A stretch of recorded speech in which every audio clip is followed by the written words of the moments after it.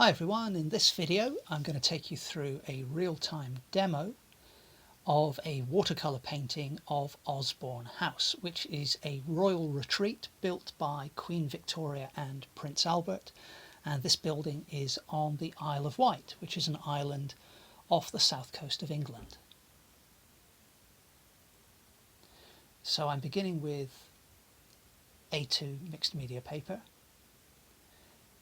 I've given that a good spray with the water bottle,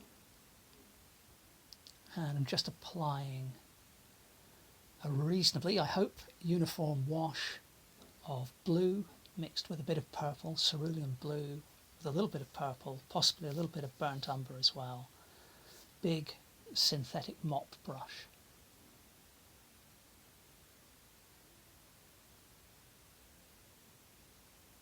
Now I'm taking care to ensure I go all the way from one edge of the paper all the way to the other, and I'm changing the mix of those colours a little bit every time I go back to the palette.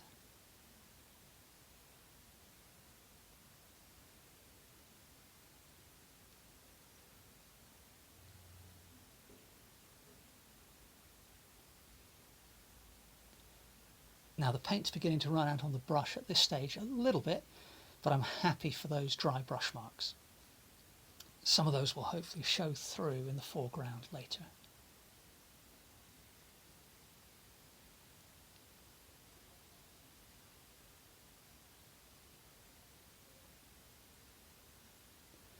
Working with the paper near vertical, not quite, but near vertical.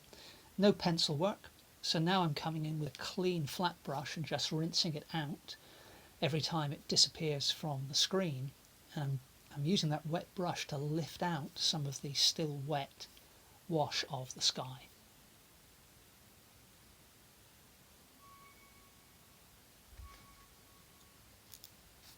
We have now traveled 3 hours to Portsmouth, and we are now on a ferry. We are not in our car. Anyway, we're going to the Isle of Wight, which you can't see from here, but so I guess it's like a 45-minute ferry ride. So continuing to just basically create a silhouette of the building. So if we were to look at the reference and imagine we couldn't see the windows or any of the features, what shape would that silhouette have? And I'm just very approximately lifting out that shape with this flat brush.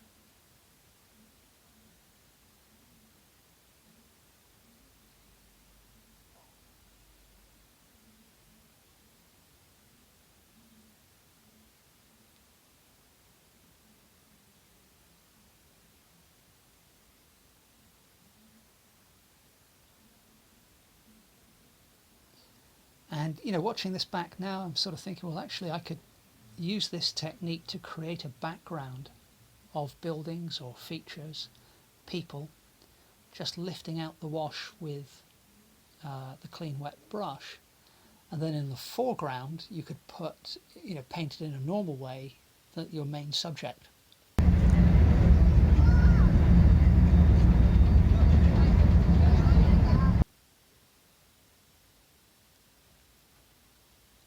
So I let the first wash dry completely, and now I'm coming in with a bit of cadmium yellow.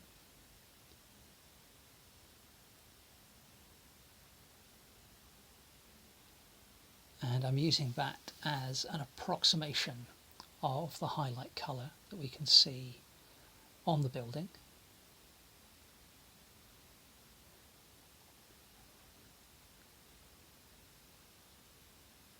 And then I can adjust, I don't have to follow the shape that I've lifted out exactly.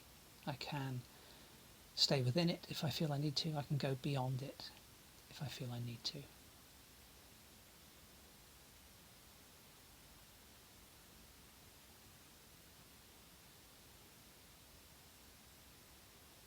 Again, the dry brush kind of adds a bit of character to the surface of buildings, I feel.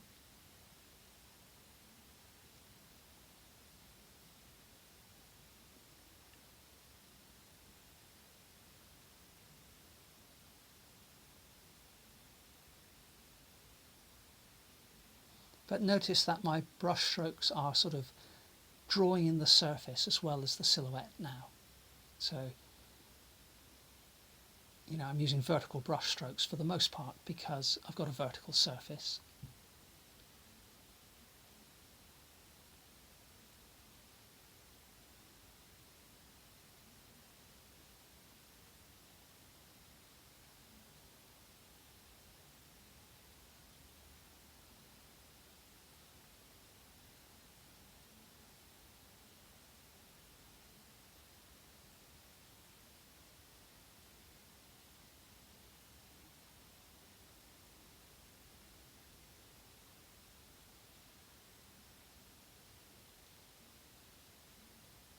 And now I'm starting to add a little bit of shadow. So I'm still working wet in wet.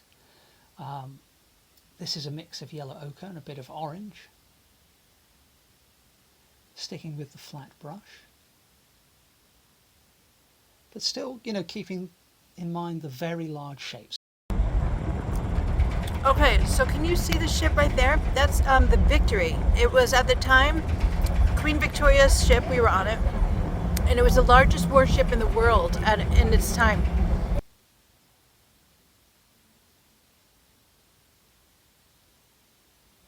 And each time I add another layer of paint or a new tone or I lift out a shape, whatever I'm doing, you know, it's another excuse to look at the structure of the building and ask myself, well, which bits do I actually want to paint? Because as is often the case with these stately homes, there's a lot going on. And for this particular painting, I'm not interested in painting every single window and ornate piece of stonework in detail. Just added a bit of burnt sienna to the mix here.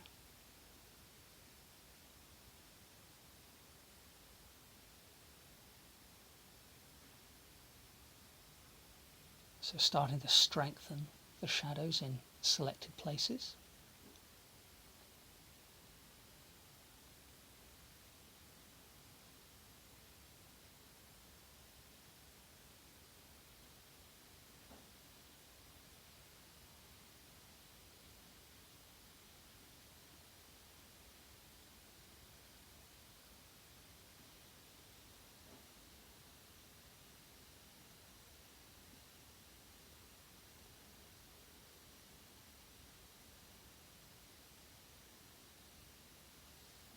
So I've got a couple of little runs of paint there, but I'm not too concerned about those. I don't mind leaving them in on a watercolour painting, unless they really detract from the overall image. But now burnt umber mixed in with burnt sienna and starting to strengthen the shadows further and add a little bit more structure to the top of that tower.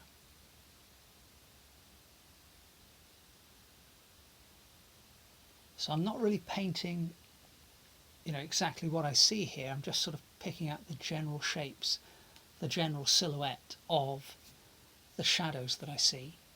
And then if the watercolour runs a bit or does its own thing, then that's fine. I just kind of go with the flow.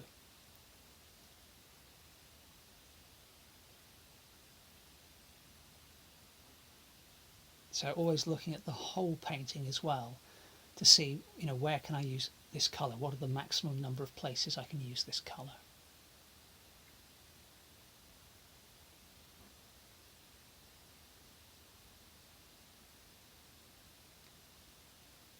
There's a nice little triangle of light showing on that face of the building, which is directly facing us.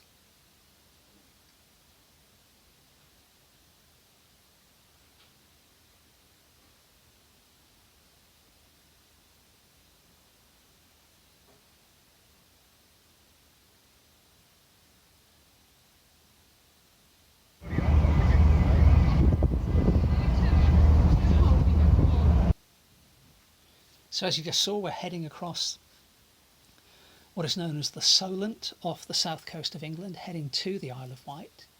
So the Isle of Wight is an island, I think it's roughly 20 miles wide by 15 tall, something of that order anyway. So, you know, a reasonable size, but yeah, certainly not a huge island.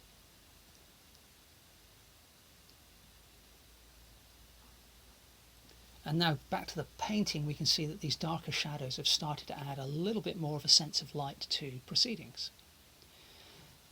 But what I want to do, and the way I tend to work, is to build up all areas of the painting to the same level at the same time. So having established a sense of light with the building, I now need to give it a bit more of an environment. And rather than copy exactly the intricate lawns and paths that we can see in the reference, I'm just going to be inspired by those and put in some indicative lines which will hopefully be enough to suggest a horizontal plane disappearing off into the distance and leading our eye towards the main focus of the painting, which is obviously going to be the building.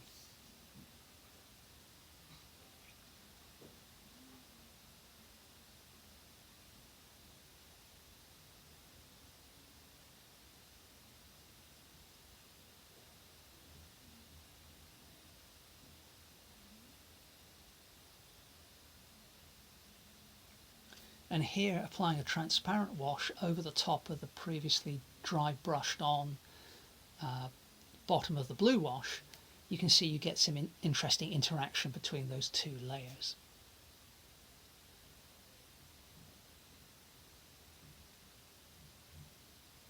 So let that dry completely.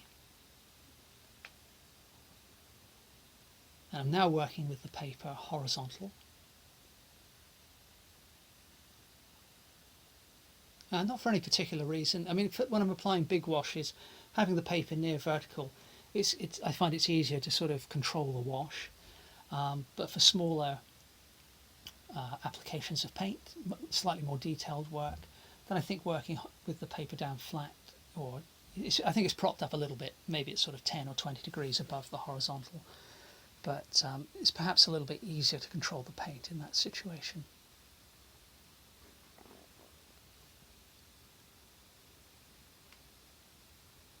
So coming in with a smaller flat brush now, and the way I'm approaching the windows is, if you look at the reference, we can see that if we ignore any details within the windows, in a nutshell they look to be blue because of the light reflecting off of them. But again, sweeping statement, if we look across the whole building, some of the windows are a fairly pale blue, some of them are a mid blue, and then in particular the ones on the far left in that section of the building are a very dark blue. So that's the approach I'm taking. Not worrying too much about getting the shape exactly right, but I'm just coming in with a lightish blue here, cerulean mixed with a bit of cobalt. And wherever I judge there to be a light blue, my version of light blue, that's where I'm putting down a light blue patch of colour.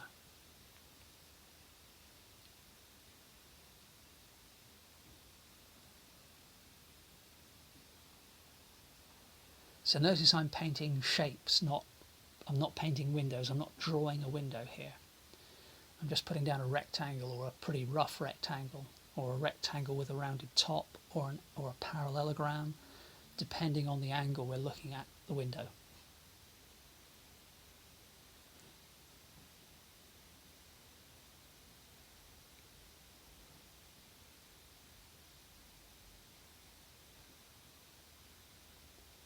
So now we've moved to the mid blue, so a bit more ultramarine blue in the mix.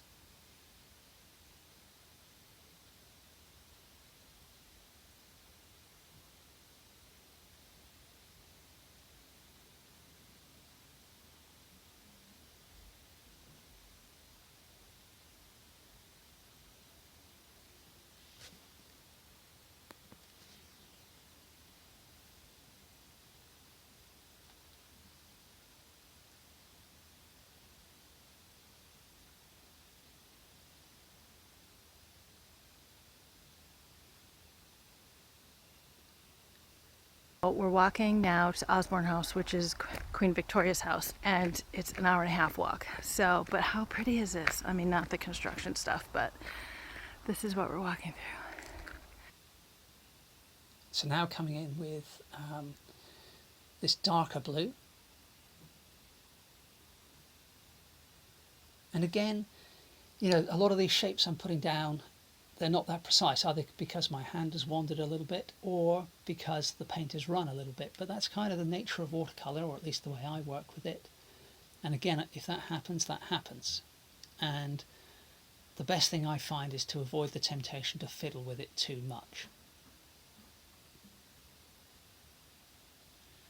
By which I mean, if it's gone slightly wrong, for the most part, I just try to live with that.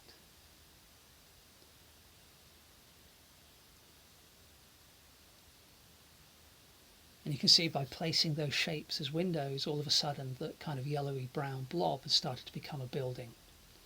And because of the way I've angled and changed the size and shape of those blue patches, that central portion, which is kind of a bay out on the front of the building, that's starting to bow out towards us now a little more in the painting.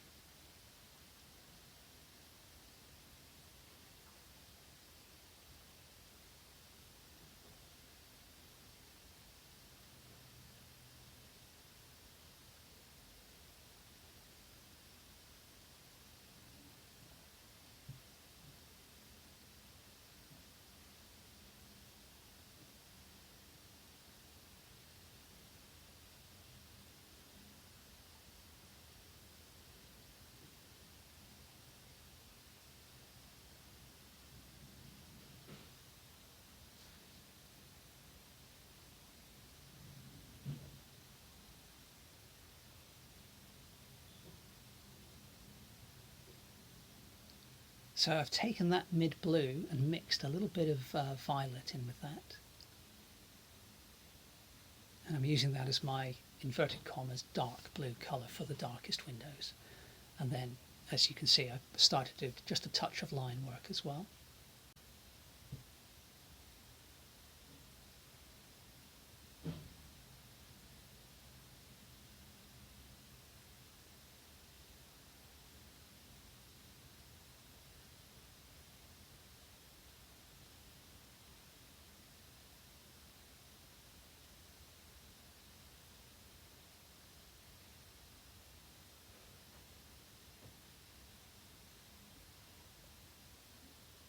Now, in my painting, things are looking rather gloomier in terms of weather conditions compared to the reality.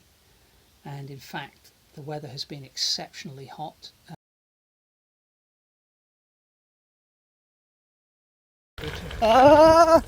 This is us. I'm on the BMX. I'm on the pegs. We're still on the way to the Osborne house. It's quicker. It's quicker. MJ's pedaling. Hi! Ah! It's kind of bumpy. Look how pretty it is, though. Do, do, do, do, do, do, do, do.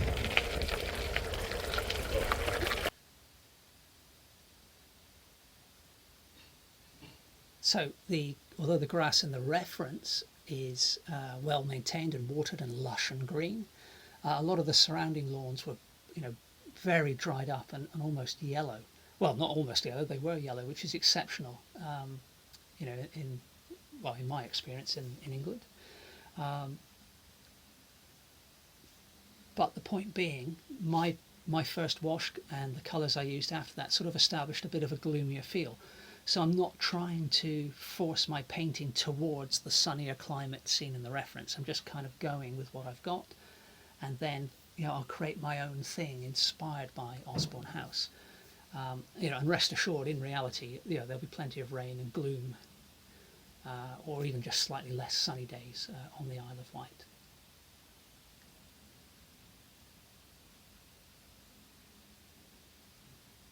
Added a bit more red to the mix, a bit more alizarin crimson for some of these shadows now, correcting the position of that window that I just put in a little bit.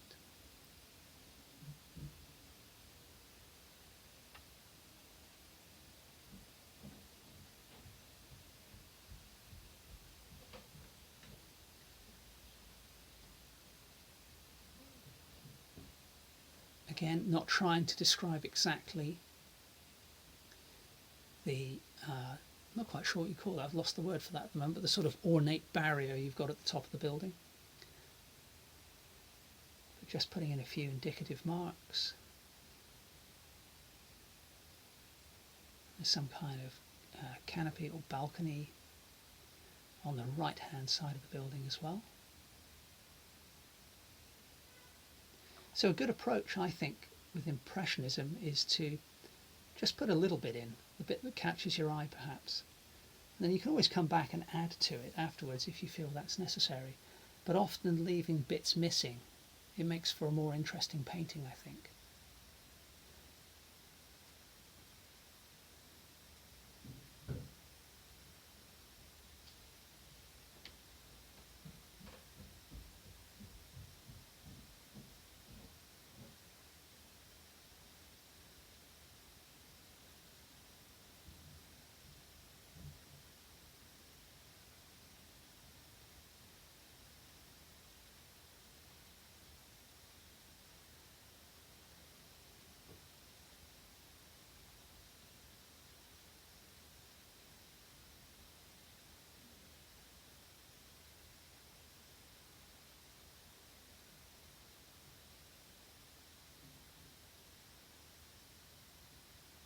Her grounds, and we're coming up to her house. Oh, look out. We're gonna get hit by a bus.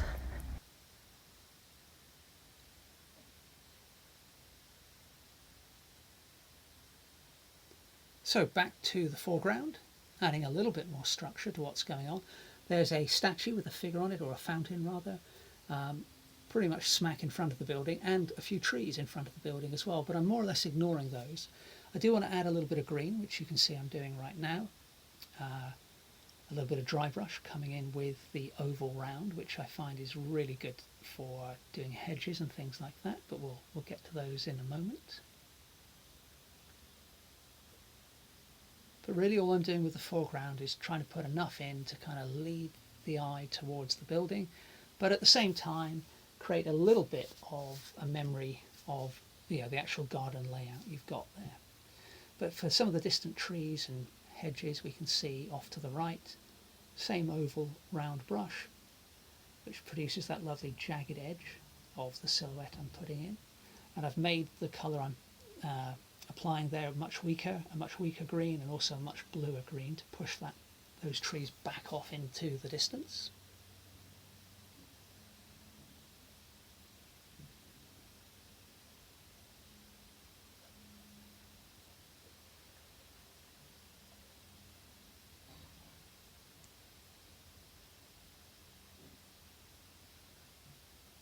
And again, I want to capture something of the garden, but just, what this sort of spiky tree, we've got a few of them around here, I don't know what type of tree it is, but I'm going to put that main one in. But notice I've moved it over to the right, so it doesn't sort of, in the reference, it kind of overlaps the silhouette of the building a bit, but I've moved it over to the right a touch. And coming back to a stronger, brighter, more opaque green now. And just mixing in a little bit of a darker colour to introduce a bit of variation and a bit of shadow. Bam!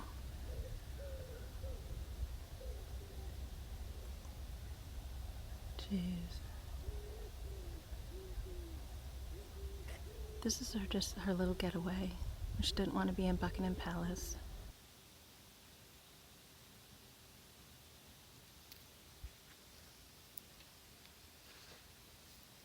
Adding a cast shadow now.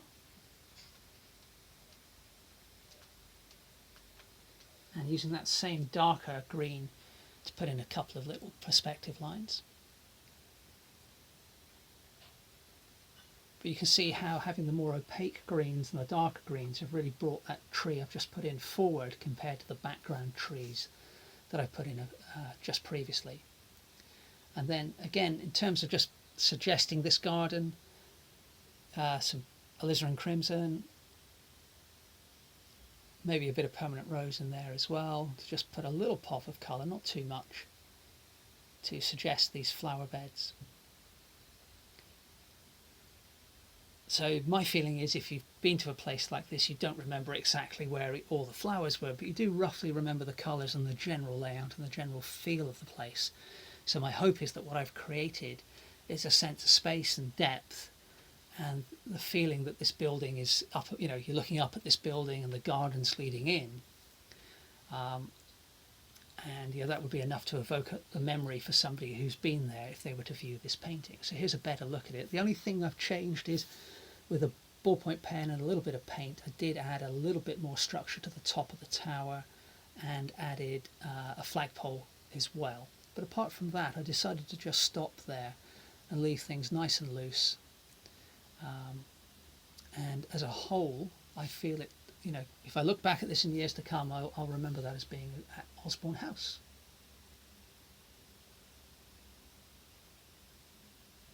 Thanks very much for watching. Hope to see you next time.